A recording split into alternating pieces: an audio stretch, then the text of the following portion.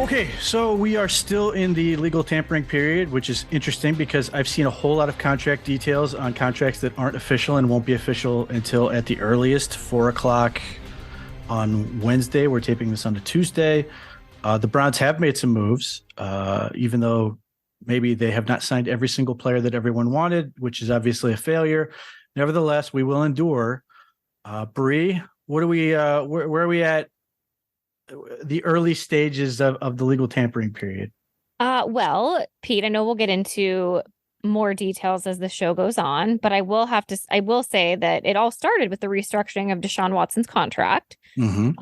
That was Monday morning, or I guess it was Monday afternoon, right? Monday afternoon. Yeah, it was right Mid-morning? before. It was right before the legal tampering started at 12, so they knocked it out right before that. Okay. So when that happened, I felt like, okay, obviously they've got some things up their sleeves, and we'll see what happens. Outside of that, there were a couple of things that had happened, but you had texted me. Actually, I was in some meetings yesterday, in and out, and you had texted me about them not getting off. So, okay, let me back up a minute. So when the restructuring of the contract came out, it was funny because I feel like Browns fandom and Twitter like kind of erupted with, oh, they're going to go get like all of the like top tier targets that they had on their radar with this restructuring, right? Like it felt like that was kind of like festering in Browns fandom. And so then you had texted me that Javon Hargrave and Jesse Bates essentially did not sign with the Cleveland Browns. And so then I felt like the air like came out of the balloon a little bit. And the Browns obviously did go on to make some moves, but I just like found it funny how like the dominoes fell, but not necessarily the way that I think the fandom thought was going to happen after the restructuring happened. Yeah, well, let's start here. The Deshaun Watson restructuring, this was going to happen regardless, right? This was going to happen the second the second they agreed to the contract. He had $46 million of base salary. It was designed to do this, and they came into the day 15 million over the cap, so they had to restructure that just to get into the black. So they're allowed to do things on Wednesday, starting on Wednesday. But the reason you do it with Deshaun Watson, in addition to the fact that it was designed to do that, is you expect he's going to be here the whole time and potentially another contract. So by doing that, it sort of defers the amount of money that's going to sort of crash into you at any one point in time. You're sort of laying it out a little bit over the course of the deal. So that is one lever they had to pull. They have others. If they pull another one, and they could, it's probably going to be Myles Garrett for the same reason, because Myles Garrett's going to be here and potentially another contract. So you're going to want to do that to guys you believe are going to be here, because it allows you to sort of defer money in a way that's not completely irresponsible. You don't want to be the Saints. So that part is interesting. Like, a lot of people assumed, oh, they'll just restructure Amari Cooper's deal. Well, there's not a whole lot left of it. And especially if you think he's not going to be here after one more year, it really adds a lot of money in a hurry that you're suddenly going to have to account for. So that's where we get to that. Now, the other part about that is the reason you could be disappointed as a fan in not getting some of these is the Browns were in on a lot of these contract talks with a lot of players. Like Javon Hargrave picked the 49ers over the Browns. Draymond Jones picked the Seattle Seahawks over the Browns and a few other teams, but they were in the mix. Like, I don't know how seriously the Jesse Bates stuff really was, given what the number he got. Right. But, they had an in to at least talk to him. So from that standpoint, I could sort of understand why it's a little deflating. However, I always look at, even with this whole legal tampering thing, I always look at the first day of free agency is you want to be disciplined to avoid signing the absolutely ridiculously stupid contract you're going to instantly regret. And there are a lot of those contracts that are out there, and some of which we don't know. Like Javon Hargrave's deal is $84 million over 4 years. And look, I understand it. And it's important to note, structure of the contract matters. I don't know the details of that one. potentially there's ways that it's not really 84 million. The agent's telling you what the deal is. He's going to tell you the best sounding version of it. But when you get nuts and bolts, it's a little bit different. Nevertheless, Draymond Jones signed 3 years, $51 million, and the Seattle Seahawks made it so he's getting $23.5 million in year one. The Browns can't do that. They can't. The Seahawks knew it. And that's sort of what they used to be able to get him. I really like Javon Hargrave. I was sort of, I don't know if I liked him that much. Personally, I wish I understood what people see in Draymond Jones that I do not. And maybe you can explain it to me. Explain what to you? What makes him $17 million a year value, or what makes him a $23.5 million player next year? I don't know, Pete. I have no idea. I feel like, me as someone, and I've admitted this on our podcast, who doesn't really get into the details or the semantics of all of this, like, player analysis. Like I told you, I can get excited over everything. But I feel like when it comes to some of these names, like the Browns fans just kind of latch on to like any big name and any talent that's out there. And they get really attached to the idea of like signing as many players as possible, especially ones that you've heard of before. And it's as if the Browns have the option and the ability to even do all of those things. Like it's not realistic, number one. Number two, but like I think that's like what it is. Like it's you just like talk yourself into we need all of these guys in order to be relevant and a really good football team. Well, this is the thing, and I wish I could understand it, because like if you get into what he's done so far in his career, he averages like 6 sacks a season. I get it. That's a nice number. He doesn't generate a ton of pressure. He's okay. He's a terrible run defender. Which is what we don't need. Right. He's been playing at 281 pounds, and I get it. He could add 9 pounds or whatever and get bigger. But like, to me, it felt just like a giant project. It felt like you're drafting number 1 overall back in Sam Bradford days, where you are giving the guy $50 million up front who has not played it down. And like everything I've heard, Draymond Jones is great as a teammate, great as a locker room, all those things, which by the way is an important theme that seems to be throughout what the Browns have been trying to do, which obviously they listen to us. So, I understand why they do that. I just don't know how the Seahawks are going to get the return on that investment. I don't see how it happens. Well, I don't see how the Browns would have gotten it. And it's not to say I don't trust Jim Schwartz or anything like that. I wish Jim Schwartz would have called me up and said, here's the plan, so I could understand it, because I always looked at it as like, I don't know what you expect that he can do that's going to justify the amount you would be paying him. I guess I forgot the most important piece of it. The reason why Browns fans get so attached or could get so attached is like the Ohio State connection. Certainly a factor. Which, listen, I went to school at Ohio State. I have an affinity for rooting for Ohio State players as they move on into the NFL. I am not a crazy bucknut. Like I will be the first to, obviously I married a Michigan fan. Like I'm not a crazy bucknut. So for me, I'm fine if the Browns find talent. If it's an Ohio State player, it's a Michigan player. I don't care where they went to college. Like, I hope they have success as they venture into their NFL career. But if they don't play for the Browns, like I really don't care. And I don't understand like what the attachment is with, they're hometown guys or Ohio guys. Yes and no. Like it's not like there isn't talent in the other colleges that the Browns can get. Like that is like a whole other situation of the attachment levels and seeing talent leave the state. And the other thing too, I know Ohio State does a very good job recruiting from Ohio to bring them into their school, but like some of these guys aren't actually from Ohio. So like it's really, I find it very interesting. The Ohio State fans that are also Browns fans have a very strong connection with wanting Ohio State players to play on their NFL football team. And I feel like there's a facet of them that think that if we were to draft only Ohio State players, we would somehow be more victorious and win a Super Bowl. Like we should just be comprising our NFL football team of just Ohio State players. Undoubtedly, there are, most every other NFL team operates in a state with multiple big schools. Right. You don't have this as much. With the other one that does not, the other one that has the craziness that is Ohio State fandom. Should I know this? You could probably guess. Now tell me. I'm going to guess wrong.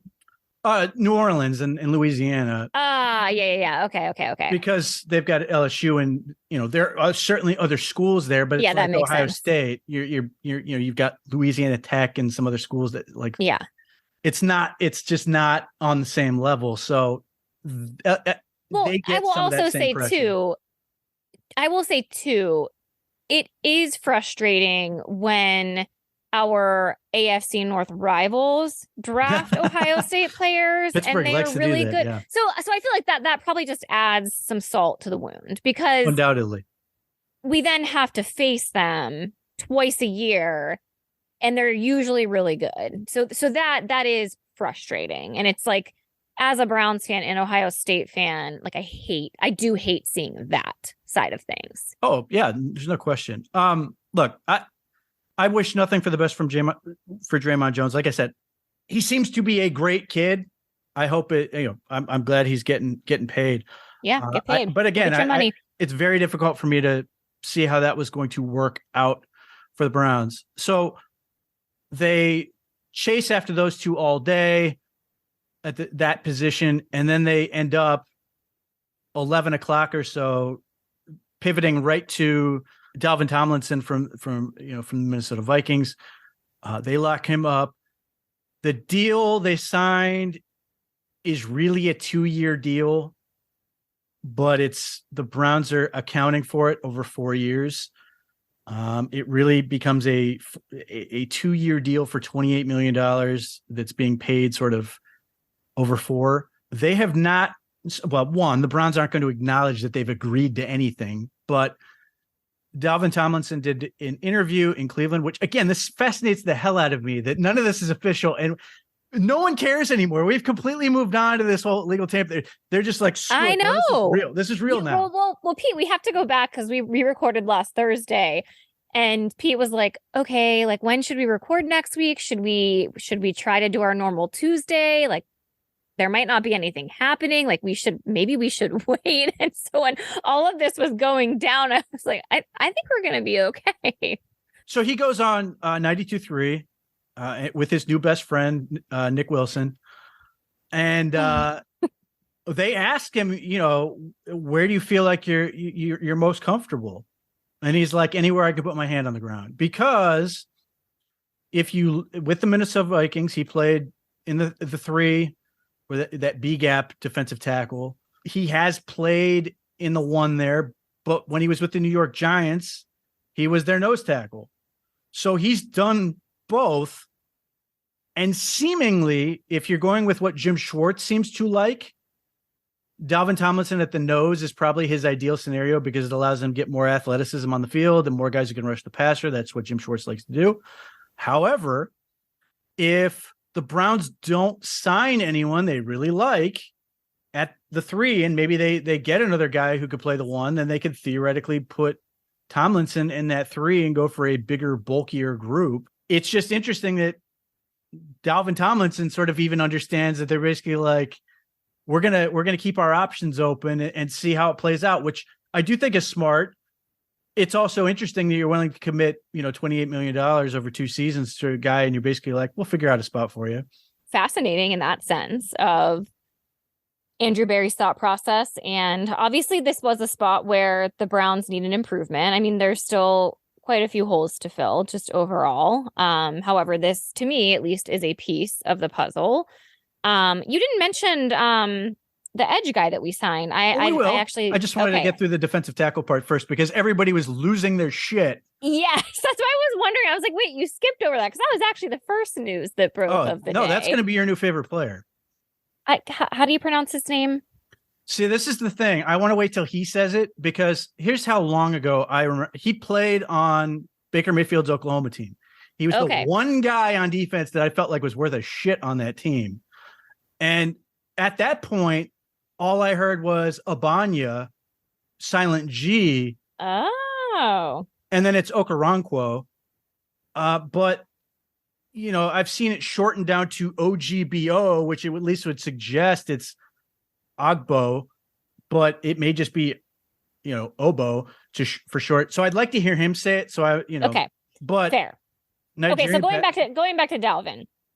So I had to laugh because this happened late night last night. Yeah, like 11. When the reports in fact, I was in bed, got a notification, got up, obviously wrote that, and then had to redo I had completely done a column about everything they did, all this stuff about how they haven't yet addressed defensive tackles. Like, oh, now they have to rewrite this whole thing because they do have at least one of them. Yeah. Yes. So I was asleep at that point, but I did see it when I woke up. I happened to log onto Twitter and saw that the Browns were trending and Dalvin's name was attached to it. So I was able to quickly tie some of those pieces together and listen to the radio as I was driving into work today. What jumped out to me was all of the headlines seemed to be about his weight, the 325 pounds. Weird. Like the fact that I know this man's weight is bizarre. I feel like that's not a stat that I should really know off the top of my head. And I was telling you before we were recording, my family group chat, my dad is one of the most pessimistic fans that I've ever met. He's always been this way, regardless of how the season goes. And he is particularly this way in the off season as well. So he texted the group about the 325-pound defensive lineman and is being very cynical about everything, and saying that they're going to need to call a timeout because they won't be able to get on and off the field in time and whatever. And so, Pete, you kind of, first of all, I'm not pessimistic. So I took this as a positive and I said, well, I would rather have that than watch third string running backs run all the way down the field 10 plays in a row in multiple games again. Like if he can stop the run or if he can have any type of impact in the run game, great, sign me up. So that was my initial take on it. However, the cautiously optimistic Bree is saying there's obviously a lot of moving pieces this year on the defense, not only from a personnel standpoint, but obviously having Jim Schwartz come in. So I'm just trusting in the fact that they obviously have a plan in place for how they want their defense to look and being able to find the right pieces in terms of talent to fit within the scheme that they are looking to do this year. So I'm just trying to put myself in the mindset of, I don't know what the expectations are for the defense. I don't know what it's going to look like. I hope that it looks better than what we got last year. It looks better. So right. I need to defer to you, Pete, a little bit to tell me why this was a good thing for the Browns. So as the esteemed Tony Grossi pointed out, Dalvin Tomlinson will be good for JOK. There's no question that that's a massive that in itself is important, but that sells Dalvin Tomlinson very short. Yes, he can play the run. He's a really good pass rusher. He's not. Well, okay, so I saw that tweet. I forget who tweeted about it, but now the Browns actually have 3 guys on the line, including Myles Garrett, obviously, that can pressure the quarterback. And that is something that I feel like was overshadowed a bit last year in watching the defense. Felt like the run defense obviously took a lot of beating at the end of the year just based on like how terrible they were. But I actually felt like we weren't able to pressure quarterbacks like at all in the games. And we have a good secondary, but it felt like the secondary essentially was exposed because we couldn't get any pressure, Pete. Myles Garrett had 45% of the Browns sacks last year. That can't happen. But Dalvin Tomlinson's probably not going to rack up a ton of sacks. But what he does is, especially if he's lined up on the center, he's going to drive him back, which is going to make it harder for the quarterback to step up, which means Myles Garrett is going to and Okoronkwo are going to have an easier time getting him in the backfield. Because what often happened is when those guys are pushed back off the line of scrimmage, it creates space in 2 ways. One, they can step up the pocket, but 2, it also gives them scrambling lanes because if they're able to push them back, now the quarterback theoretically has a couple holes they can run. if you are able to push the interior line back into the quarterback, which is why every quarterback hates interior pressure. They can't step up. They have nowhere to go. And potentially their view is obstructed because they've got giant people right next to them, especially if you're a shorter quarterback. That is going to make it harder for them to stay in the pocket. It's going to make them more inclined to try to escape. And where the Browns have two and potentially more very fast people who are good at tackling people like that. So Dalvin Tomlinson is a huge benefit to Myles Garrett in that sense. Now, if you get into third and long, you probably don't want him on the field anyway. Got it. You're going to put in faster people. But just in terms of, because what what you so often would run into is teams could obviously run the ball, but they could also just throw the ball at first down, be very comfortable in doing that, because if Myles Garrett didn't get them in 2 seconds, then they had a ton of space and a lot of things that worked out that way. So, and we've talked about this. The biggest thing the Browns could do to improve themselves as a team was to win the line of scrimmage on both sides of the ball. Dalvin Tomlinson wins you the line of scrimmage. Pressure is important. So people will point out sacks and go, well, sacks, he doesn't have very many sacks. No. Yeah, sacks is like the only stat line that it feels like people care about. There are certainly some people, and I may have mentioned one of them, but that's not necessarily the most reliable stat. Whereas pressure tends to be a more reliable stat in terms of, just because, if Myles Garrett chases, a quarterback into Alex Wright 5 times next season and Alex Wright gets 5 sacks, that doesn't make Alex Wright a great pass rusher. Better than Myles Garrett, yeah. Yeah. So it's not to say they don't matter, because clearly they do. Certainly we want to see Myles Garrett get 20 of them. But it's just contextually, pressure is more valuable in general because pressure is more consistent. Well, and I feel like, if I recall, when the Browns played Cincinnati in the second game, DJ Reader literally wrecked the game for the Browns. And like that, to me, that was something that the Browns were never able to do last year. Like, it never felt like our line was able to dominate the offensive line. I mean, I just want to see opposing quarterbacks be under duress and not be comfortable. It felt like almost every game that I watched, it was like they could do whatever they want. And meanwhile, Myles Garrett was single-handedly trying to wreck the game. And fortunately for the Browns, Myles is good enough to be able to do that, but that's not a reliable source. We cannot expect Myles Garrett to be the superhero lifesaver. And last year, Myles Garrett was essentially the only thing that gave us any type of hope in making a big play, or he pretty much had to play the hero role. And I love Myles. He's great. But I actually think this could elevate him and make him even more impactful. Yeah, it's let's compare this to the Cavs. Donovan Mitchell makes Darius Garland a better player. Theoretically. Depends on who you talk to, Pete. Be careful. as a complete basketball ignoramus, better players typically are going to make your other players better for the most part. So, yeah, but the reason you are spending $14 million per season on Dalvin Tomlinson, as opposed to potentially $4 million or somewhere less for a guy who does nothing but clogs, is just a big guy who takes up space, is the ability to create pressure from that position and how valuable that is. And what you saw these first 2 days of the tampering period is teams clamoring to get defensive tackles, and then teams responding by clamoring to get guards and centers. Right. Because that's where it's going and just how much difference it makes. So as long as he's healthy, and he's been a workhorse in that regard, he's not a guy who misses a ton of time. Dalvin Tomlinson makes this team significantly better in that respect.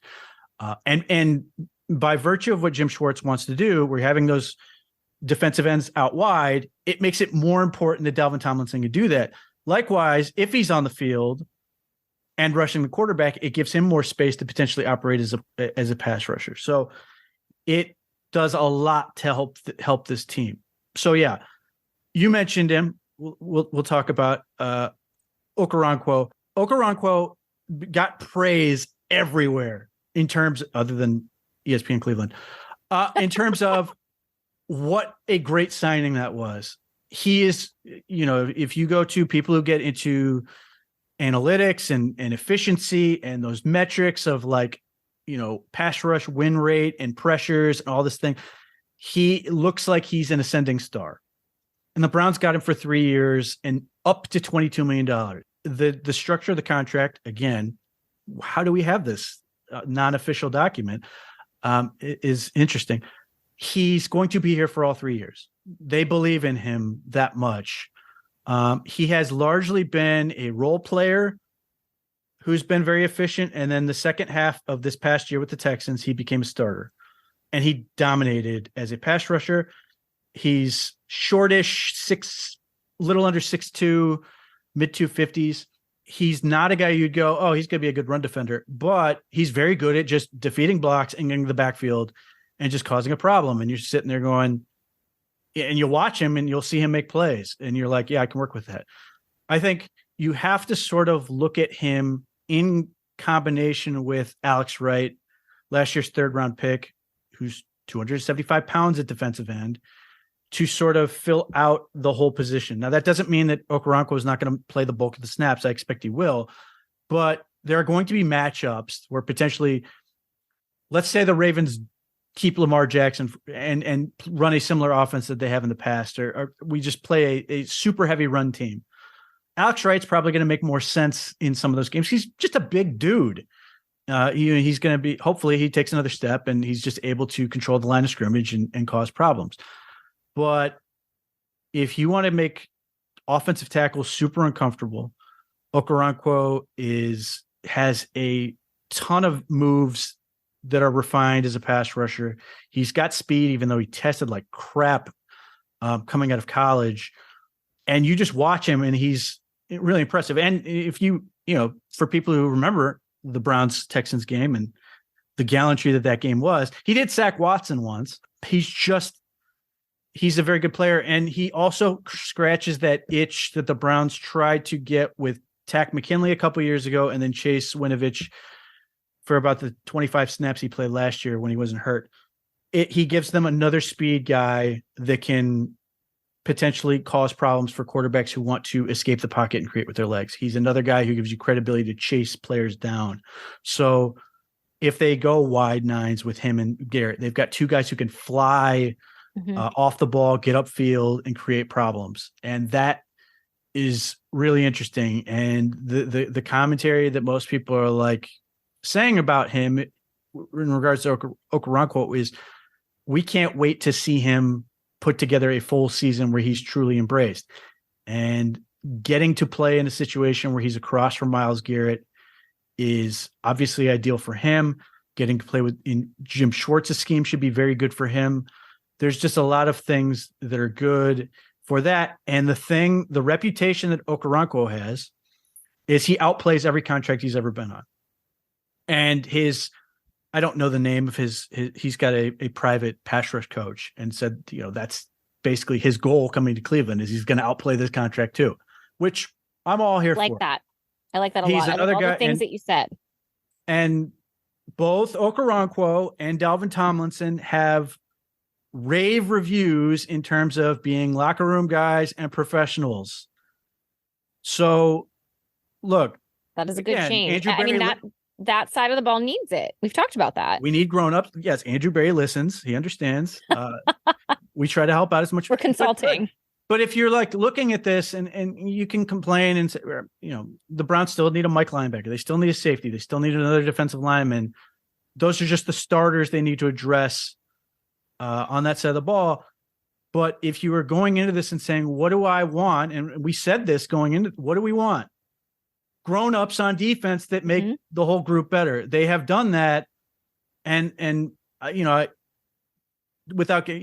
throw in, and we can talk about him in a little bit, but I'd throw in Sione Takitaki getting re-signed, even though with his knee, is another indication of that. He's another player. And the Browns said this, when he got hurt, that he's he's everything we want our players to be. And they reward him with this contract to stick around. And I don't know when he's going to be ready to go, but nevertheless, more of these guys adding in, trying to improve the professionalism on that side of the ball and get Jim Schwartz the people necessary that are going to buy into what he wants to do. So there are a lot of things that you said that I liked that I think that I just want to reiterate a little bit. So the first thing you said was that he's ascending. Yes. Which I love, based on the fact, well, I guess coupled with the fact also that is different from free agent signings maybe in the past couple of years on the defensive side, is that they're signing over a 1-year deal. Remember how I talked about like Andrew Berry it was like he was putting Band-Aids on a lot of things, or maybe not a Band-Aid, but like kind of taking chances I think it's, I think Band-Aid is fair. I think roll of the dice in some ways is. Yeah. Like, I mean, Jadeveon was one of those. 100% with him. Yes.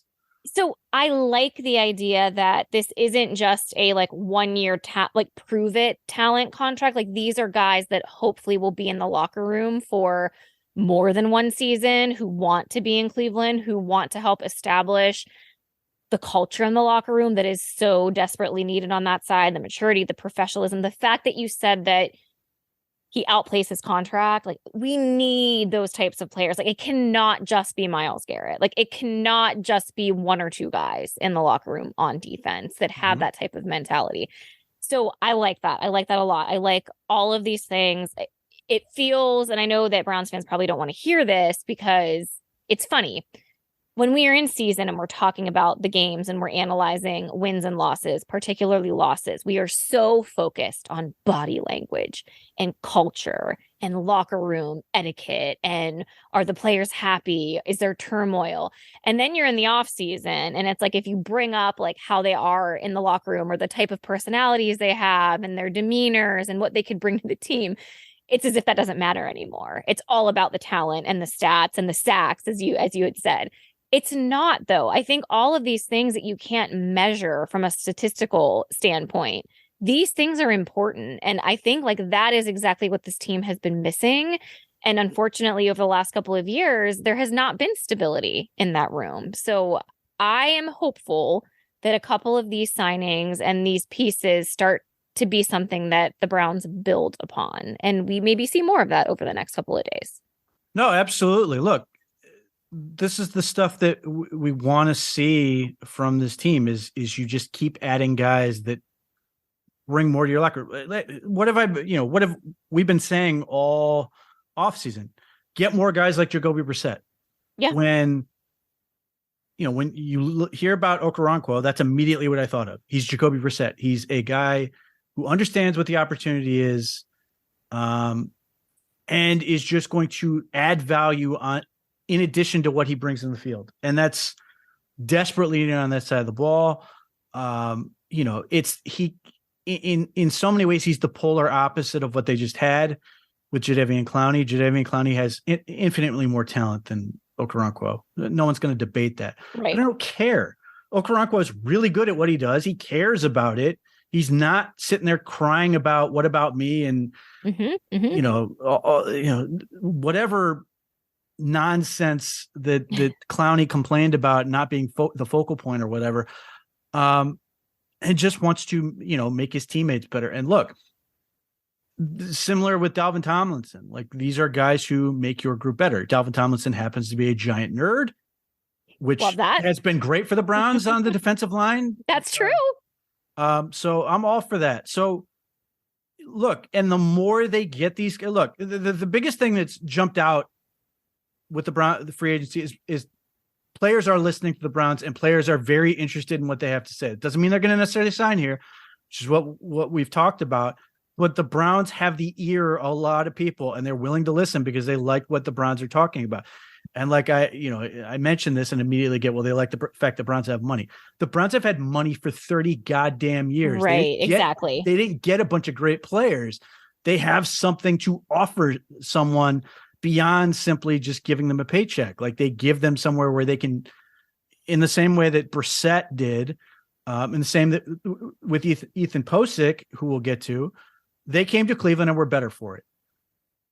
Okoronkwo and Dalvin Tomlinson are coming to Cleveland with the potential to be better for having been here. That's the best thing you can do for this team. So the more of these type of moves they make, the more I think buzz is being created with what the Browns are going to do. And,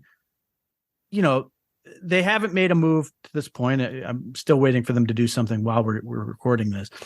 But I think as teams start to spend their money and things thin out, I think the Browns sales pitch becomes more intriguing for some players because they want, maybe they're not getting the exact deal they want. So then they default to what's the best situation for me. And Cleveland may be the best situation for a lot of these guys. It remains to be seen. Mentioned Sione Takitaki. He tore his ACL in December. If we're being super hopeful, that would suggest he's going to be healthy by September, which doesn't mean he's going to jump back on the field. You're hoping for half a season of that. Clearly the Browns rewarded him for what he's done. They like what he's bringing to this team. Rewarding a locker room guy like that has value within the locker room. It suggests that the Browns are probably going to try to sign him again. As long as he recovers and everything like that. But again, it's just reinforcing, bring in more good dudes, keep good players, good people on your team when you can. So that's another positive development. But the fact that they've signed Sione Takitaki does not address their issue at linebacker. They have to find a Mike linebacker. That position is thinning out quite a bit. There are a few guys still available. Anthony Walker Jr., who I still assume is going to eventually re-sign at some point. I was wondering about if we've heard any rumblings about him.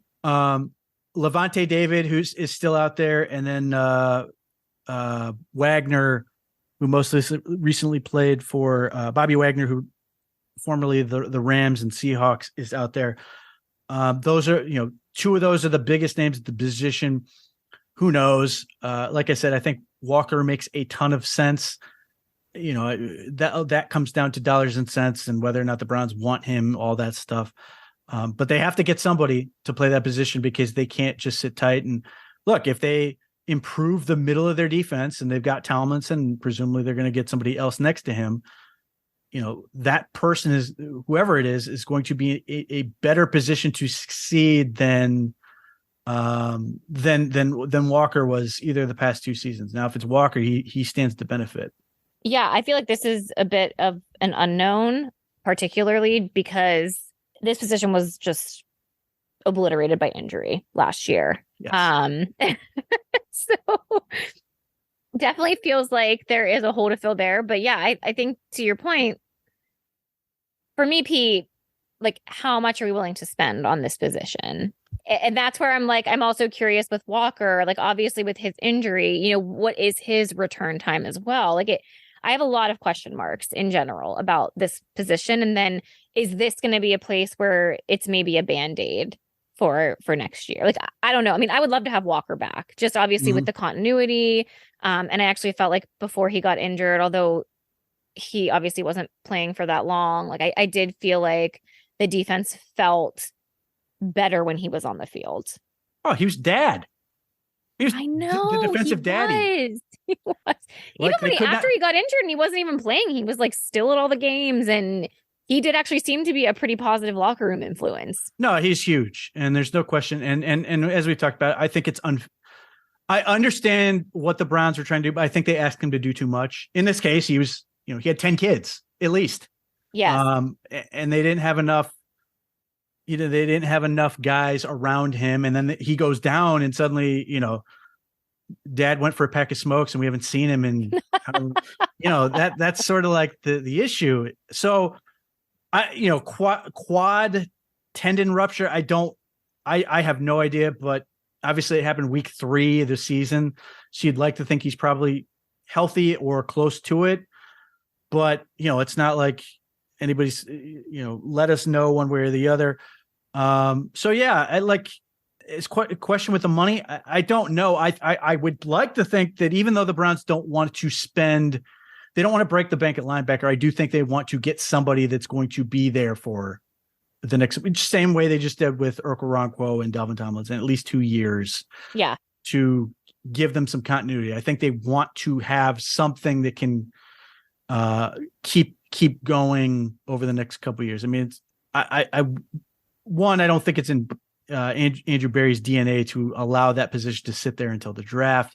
And two, I think it's a super top heavy group, and the guys that you could get to do that are going to go quick. So you'd have to basically use the second round pick on that guy. And I hate using that type of pick on linebackers just because it's just generally not a position you want to extend. Like, I love JOK, but like, if you think of him in terms of, let's say he's an absolute star for the next couple of years, do you really want the Browns to spend upwards of $10 million per year on him?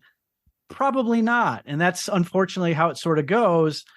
And maybe if he's like, pretty good, but not great, then you can, maybe it's $5 or $6 million, which we've seen a ton of guys sort of get that deal in the last couple of days. So, it's uncomfortable to use high draft capital on that position. So yeah, it's a big question. And safety there has been a lot of movement at safety, but none of the guys that I was really thinking were, in the Browns crosshairs. Juan Thornhill's still out there. Jerron Harmon is still out there.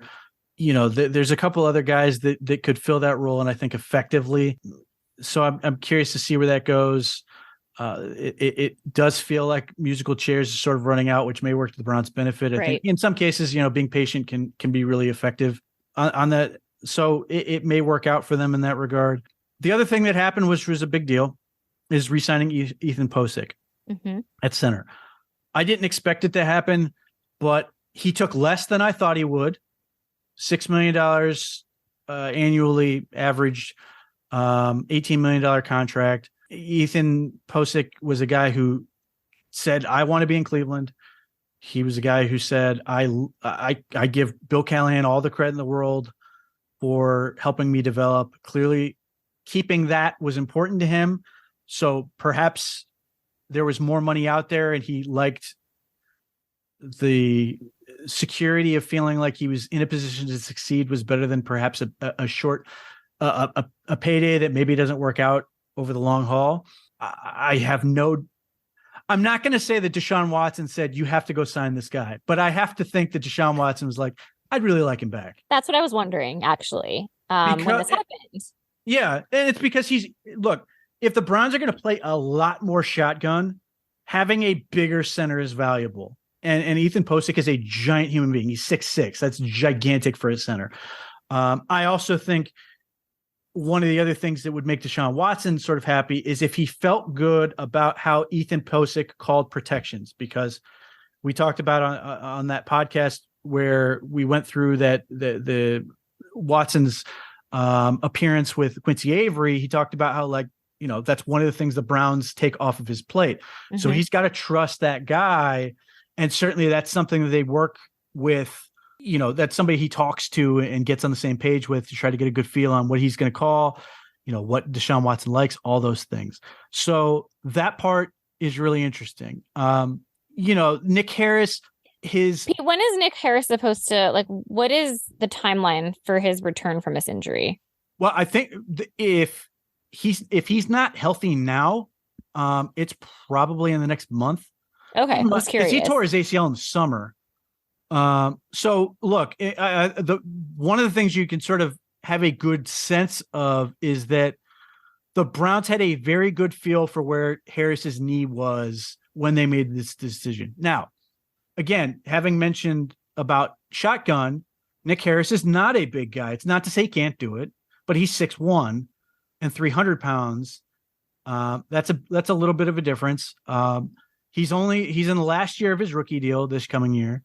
It's only $1 million. So it's not like the Browns are gonna be like, oh, we got to get rid of Nick Harris. He's certainly valuable. But you sort of feel bad for Nick Harris, and it's like he was going to be the starter.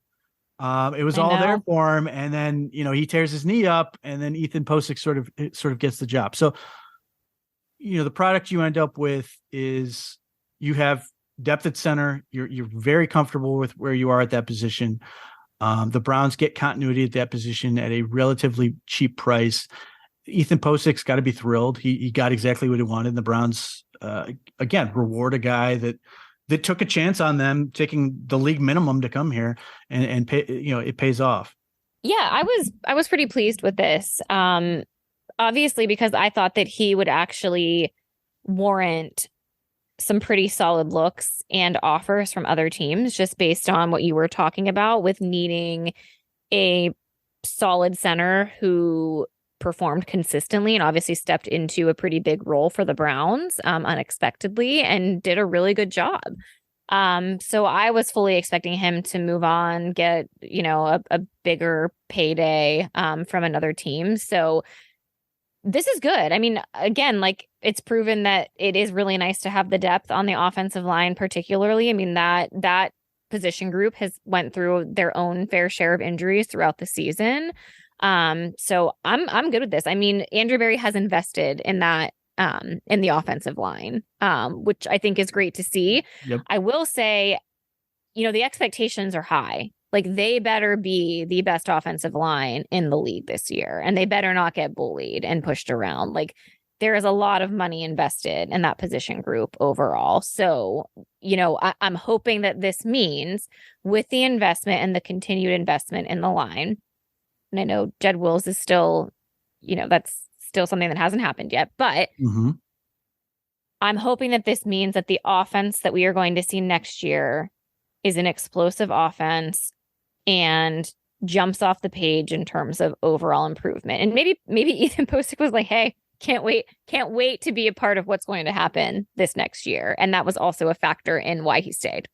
Yeah. And part of the reason I thought he was going to leave is the reason you mentioned, like, there were people projecting $8 to $11 million annually for some of these guys. He has not gotten, that big payday. So if he took a $33 million contract or a $24 million contract, be like, God bless you. I totally right. It. Like, do what we you totally do. Understand. But you mentioned Jed Wills, and this is the thing. People are like, well, we should just get rid of Jed Wills. We can just find a guy. There's no one else out there, people. Stop saying that. Well, and find a guy is getting paid a whole lot of money in free agency. Find a guy is cashing out. Didn't Kansas City just do that? Yes.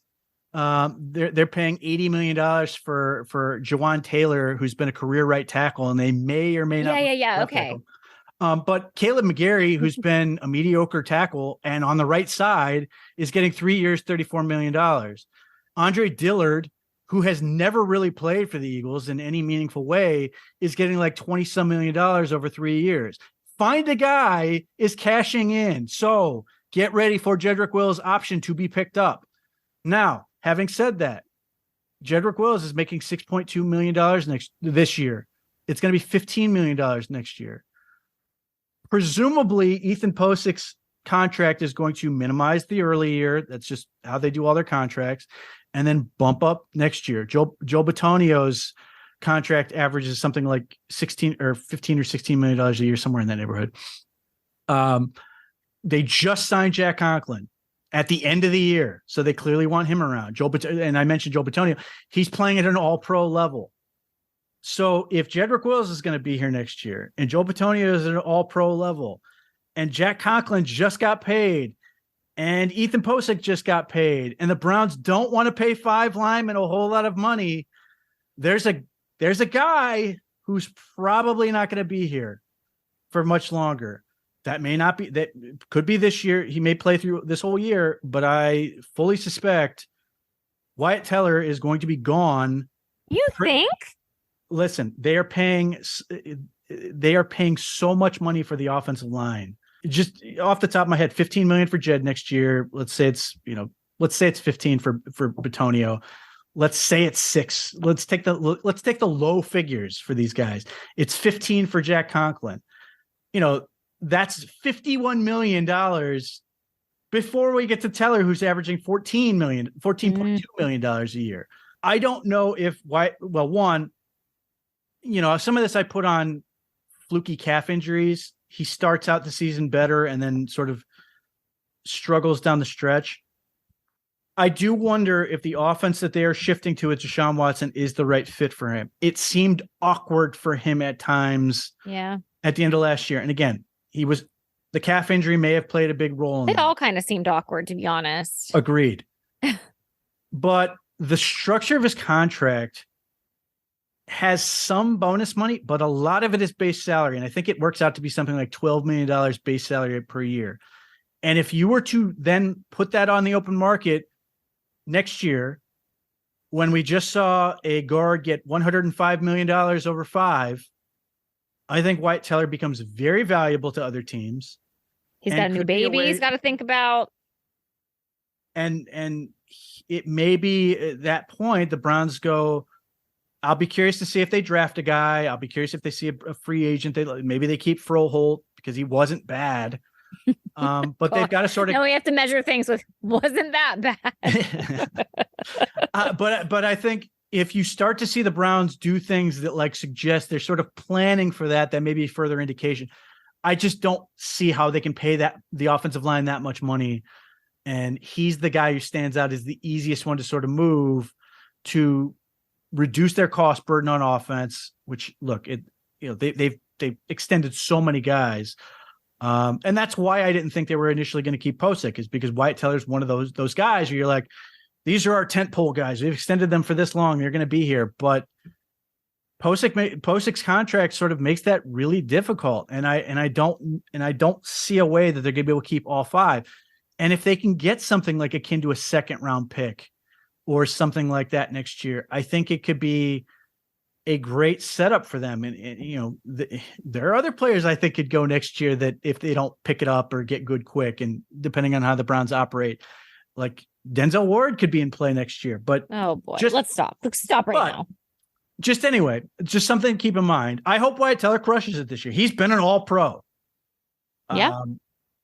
And that's all the more reason the Browns need him to crush it this year. Makes him more valuable. But okay, Pete. But no, that's one of the things I'm very curious to see with the offense they sort of develop, they put together for Deshaun Watson. Does he fit? And maybe they'll change their mind because they can always move some money around. They can always, convert his massive salary into a signing bonus to sort of defer sort of when they're feeling the pain of that contract. But I think the spotlight is on Wyatt Teller this year. And, he has shown he can be great. Just curious to see where they go with that, having so much invested up front. And look, this is at the same time where they may need a new right guard next year, and then they may need a new left tackle the following year. So there's going to be some transition probably coming in the next couple of years. It's just something to sort of, I think Andrew Berry is always sort of forward looking in terms of planning for the future to try to maintain this thing for that 4-year window. Pete, I don't know how much you have left to talk about, but are you going to bring up I cannot believe you haven't even asked me, my OBJ? I'm genuinely curious. I have such a different opinion of him in Cleveland, and you're sort of like, screw it, bring him back, let's go. So I'm fascinated by this, given everything that happened with him. Yeah. So first I will say I continuously died on the OBJ hill from the moment he stepped foot as a Cleveland Brown to the moment that he even left the team. Obviously, I didn't love how things went down, and I thought it was very immature and petty, and for all that stuff to come out and whatever. Obviously, none of us really know the real truth behind any of that. I don't know if we ever will, to be honest with you. Okay. We know that there's probably 2 sides to every story. I think we've heard bits and pieces of both sides, maybe a little bit. I love him. Do I think that he would be worth a big contract, multiple year contract that he probably wants and is seeking, and rightfully so, as he should? No. Would I love to see him back as a Cleveland Brown with Deshaun Watson and on this offense? Yes. All I had to hear about was how all of the fans, regardless really of what side you were on, I say side in quotation because that sounds so silly to say, like there were sides. It was like Baker Mayfield versus OBJ. And I felt like OBJ really got the short end of the stick in a lot of cases. And was constantly being called out that he was never in the right spot, that he wasn't running the right routes, that he was improvising, and that Baker Mayfield didn't play well when OBJ was on the field. Whether or not that was true or not, I actually feel like from what I saw from Deshaun Watson, that is exactly what it feels like this team needs, with someone that can scramble and get open when Deshaun Watson is scrambling, someone that can improvise, someone that is able to be athletic and make moves. Like, I actually would love to see that come to fruition. Again, as I mentioned before, I don't want to pay him a ton of money, but if he was willing to, I don't know, take a little veterans deal like he did for the Rams, went out and won a Super Bowl, like, I'd kick that around a little bit. I'd be fine with that. I have to say, you make a compelling case. He is good at, improvising and scramble drill type stuff. Would you want to be on a plane with him? Okay. Someone else brought that up too. It was not a good look. It was bad. It was not a good look, but I also saw both sides of the story with that too. Like you also saw, like, before, like, I saw the flight attendants before who already had these preconceived notions. True. But he yelled at that poor old man. Okay, yes. Well, I also whatever. Is that we have people on the team that have way worse accusations than what I saw from OBJ. That's okay. True. So what's weird about one, whatever anyone thinks about Beckham, teammates love him. Like, exactly. That's the part I can't like get my head around, is he does this stuff, or his father does, and then, like, but the teammates, like, literally love him to death. And you cannot discount that. That matters. What's weird is that all this Aaron Rodgers mess, he gave the Jets a list of players to go get, and one of them is Odell Beckham. So look, do I think he's going to come back? No, I don't think he is either. But that was kind of fun. But you're not wrong in the sense that of what he can do. The other part of him is back-to-back knee surgeries. I know. I don't know what he can offer. And the stuff at the end of last year felt like a scam. And I have trouble with that, where he's like trying to get the Cowboys to give him $20 million, but he wouldn't, like, work out and all this other stuff. He showed up at the facility. It was just very weird.